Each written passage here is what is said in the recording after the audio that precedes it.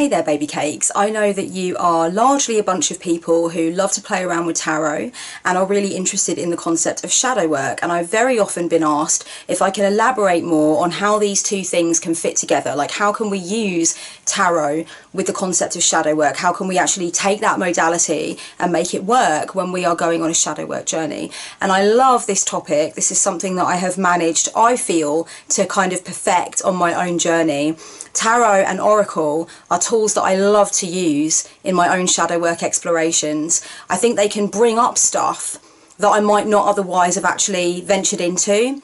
So the thing that I like about Tarot and Oracle is the element of surprise when I'm doing shadow work. So even if I recognise what the shadow material is, or I decide what piece of shadow content I'm working on, if I draw cards to help me to elaborate on it or deepen into it or explore it from a particular angle, I know that I'm going to be urged and nudged in directions that I probably wouldn't consciously have chosen myself. And that's what I really like about it. I like the element of surprise. I like the fact that it takes me off the beaten track, and I very much feel as though I can't escape from what it's asking me to consider. So it's kind of like having another person present when I'm doing shadow work in a way, because I'm giving power over to the tool, and the tool could ask me to focus on any number of different things. And the really exciting thing is that I have to kind of commit myself to being open to what the deck wants me to look at, and some of the stuff that it wants me to look at and some of the issues that it brings up might be really scary for me and might be things that I don't want to look at, but I've kind of committed, you know? So that's something about shadow work with Tarot and Oracle that I find really intriguing, is that I'm actually not in control.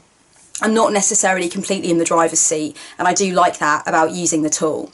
So I'm going to give you a few tips to help you to understand how you might be able to use your Tarot and Oracle decks, or angel decks, whatever you've got that you like to use in your shadow work explorations, and hopefully some of these tips will be useful to you. My number one tip for using your tarot deck or your Oracle deck with your shadow work is to select cards that you do not like and write about them. Select cards that you do not feel good about and either write about them or meditate on them, contemplate over them, you know, really interface with them. This is something that you really have to do anyway if you are going to be a decent tarot student. If you're actually going to learn tarot, and if you're going to delve into the interpretations and the meanings and everything and really form a strong bond with your tarot deck, you're going to have to look at the cards that trigger you anyway. That's really a part of the work, and it's something that I encourage my tarot students to do quite often. I really encourage my tarot students to look deeply at the cards that trigger them, the cards that they really don't enjoy, the cards that they really wish would just fuck off, to be frank, you know. I know that for me at the beginning of my journey there were certain cards in a tarot deck that I just bloody despised. These figures in tarot that I couldn't get the hang of, these scenes in tarot that just didn't feel right to me, and I would want those cards to just bugger off, you know what I mean? I never want to see those cards again, you know. Why do those cards have to come up? And those are your trigger cards, and they are really useful cards for you. They are cards that will tell you something about yourself that you are suppressing or denying. So they're really useful cards to have come up. I highly recommend going through your deck, going through your Oracle deck or tarot deck, and actually picking out cards that you feel uneasy about, picking out cards that you feel uncomfortable about, cards that give you a feeling that isn't necessarily positive.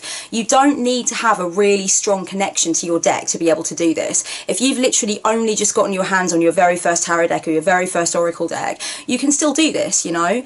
You may not have obviously as much of a clear sense of the cards that really turn you off because you've only just become acquainted with the deck, so you're not going to know that, but you can still do this exercise really well. So for example, with me, if I was going to pick up the Rider-Waite and I was going to select the cards that I know bother me, it's going to be really easy for me to do that with the Rider-Waite because I know the Rider-Waite inside out and back to front. I've been working with it for years, and I can tell you right now off the top of my head which cards at the moment are really bugging me, which cards are actually, you know, poking my shadow, and I can just go straight to those cards and I can pick them out. But there are going to be other decks that I've only just begun to work with, like, you know, certain Oracle decks that I've gotten my hands on, like Wisdom Keepers for example, that I'm really not that familiar with yet. I do not know my way around them yet. I'm only just working with Wisdom Keepers, so obviously it's going to be less easy for me to immediately think, oh yeah, I know what the troublesome cards are in that deck. But it doesn't matter, you know, just take your time, sit down, go through them, and really pinpoint the ones that make you feel uncomfortable, make you feel uneasy, make you feel on edge, or make you feel just like angry about something. Take those cards out and interface with those cards. This is a really useful shadow work exploration. It will take you to some really interesting places. The second thing that you might find really useful in your shadow work is actually to describe your fears, your hang-ups, your pain, your bad memories, etc., using your cards. So actually use your cards as a kind of dictionary of different expressions of the things that you feel. It's almost as though every single card is an adjective or a collection of adjectives that you can use to actually associate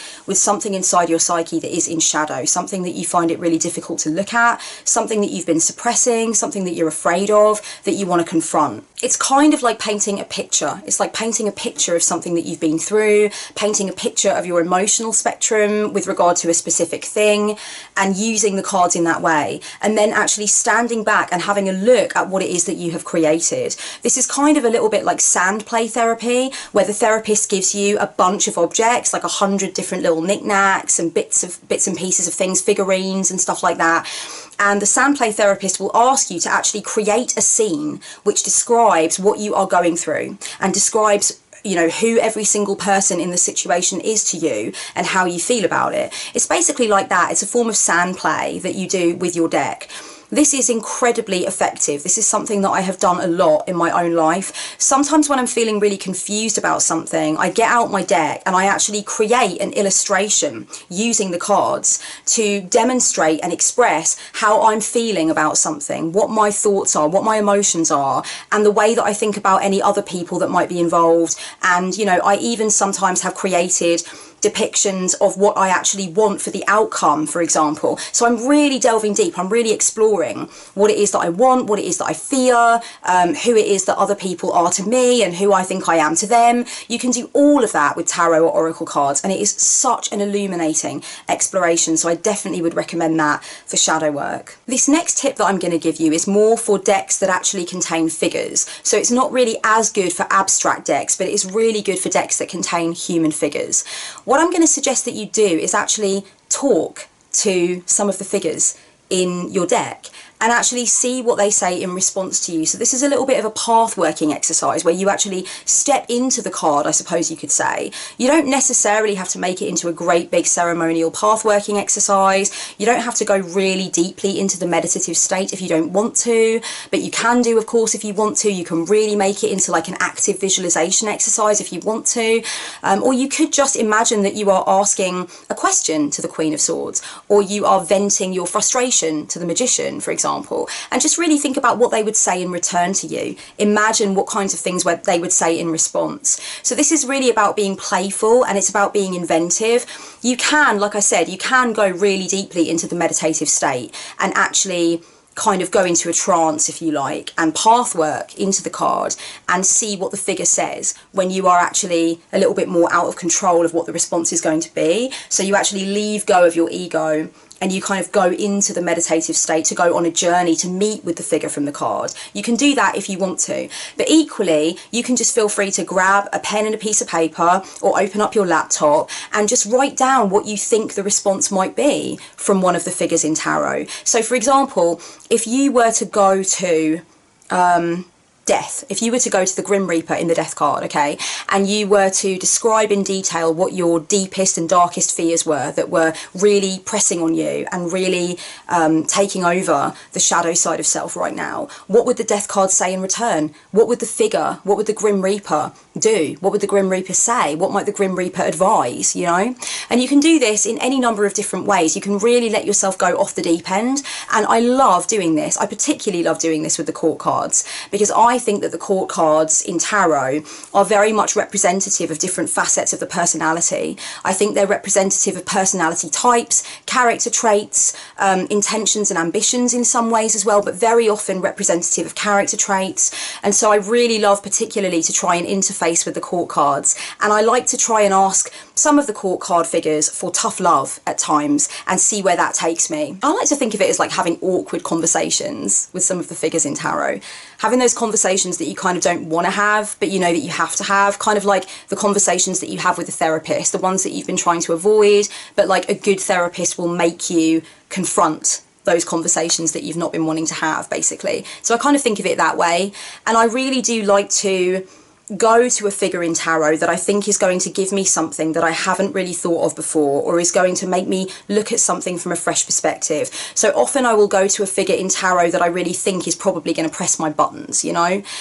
You can do this with oracle cards as well, you can do this with angel cards, you can do this with whatever you've got to hand, but obviously it does tend to work better with actual human figures. Although sometimes I think you can just go to a specific energy in a card in a more abstract deck, and actually just kind of imbibe that energy and see what that energy has to teach you about whatever it is that you are processing in your shadow work at the moment. So that could definitely work for you as well. I think your mileage might kind of vary on that, you know, but it definitely could work. Okay, so this next tip that I've got for you is one of my absolute favorites, and it is conscious draws, okay? So what I'm going to suggest that you do as part of your shadow work is to select a really meaty spread.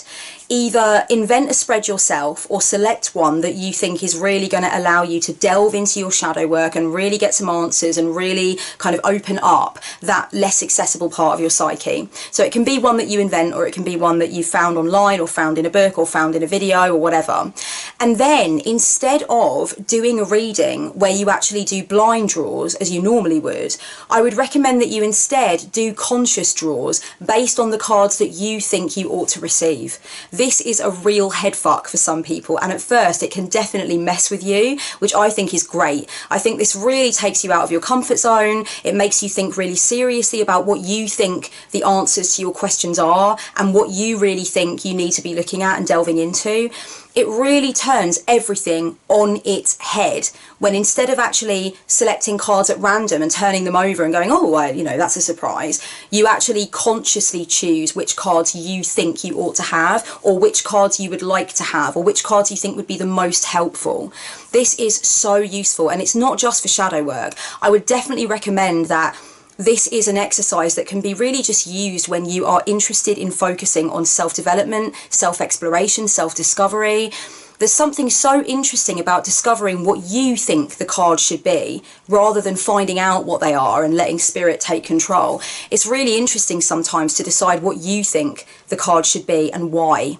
And I would recommend that you have your journal very much to hand for this, because this is going to be the kind of thing where you're going to want to record which cards you've selected and really get down to the business of writing out why you've selected those cards. What are the reasons? This can bring up a lot of stuff. It can really show you where you're in your comfort zone as well. I think that's something about the conscious draws method that's really interesting. Because for me, whenever I do conscious draws, I tend to find that what I'm doing is I'm choosing the cards that I really want. I'm choosing the cards that feel safe. I'm choosing the cards that I would like to receive. And when I start journaling about why I've chosen those specific cards, I realise that I'm trying to keep myself in a safe place. I realise that I'm trying to perhaps avoid some of the deeper contemplations and some of the meatier information that might really need to come to the surface for me. And that can be fucking really interesting. I begin to realise that I'm trying to like BS myself, and I'm trying to give myself an easy ride. And I look at the cards that I've chosen, and quite often I think to myself, there's something you're avoiding. There's a reason you've chosen these cards, and it's because they feel comfortable, they feel safe, they're telling you what you want to hear. And that's really interesting. And then I like to do the conscious draws method again, but I like to do it choosing the cards that I know I need. You know, it's like that Rolling Stones song, you can't always get what you want, but if you try sometimes, you might find you get what you fucking need, you know. The conscious draws method is all about that. It's all about that, you know. It's about giving you what you need rather than what you wish would be the case. The final thing I want to suggest for tarot and oracle, which is a really useful exploration for shadow work, a really useful exercise, is to bond on a more long-term basis with one of the cards that really gets your goat. So, for example, if you have a really, really difficult relationship with the Hierophant, and the Hierophant is really pissing you off right now, or, you know, alternatively, if you draw a specific oracle card from your deck often and it really bugs you and it makes you feel angry or it makes you feel lost, choose that card, grab that card from your deck And try using that card on its own for about a week. You know, really go into it, delve into it, pop it on your altar, and just work exclusively with that card and with its messages for a full week. I know it sounds agonizing, doesn't it? It sounds like pulling teeth, because when you really don't want to fucking see a card ever again, it's just like, oh, would you piss off, you know? I know, I've been there. God, I used to want to punch the Queen of Pentacles in the face big time, I'll tell you that for nothing. But it's that card that is winding you up, or that's confusing you or scaring you, that you can get the most meat off the bone with. So maybe take that card and actually work with it diligently for a week. Wake up every morning maybe and path work with it. Wake up every morning and do some journaling with it. Carry it around in your pocket, or carry a photocopy of it in your planner.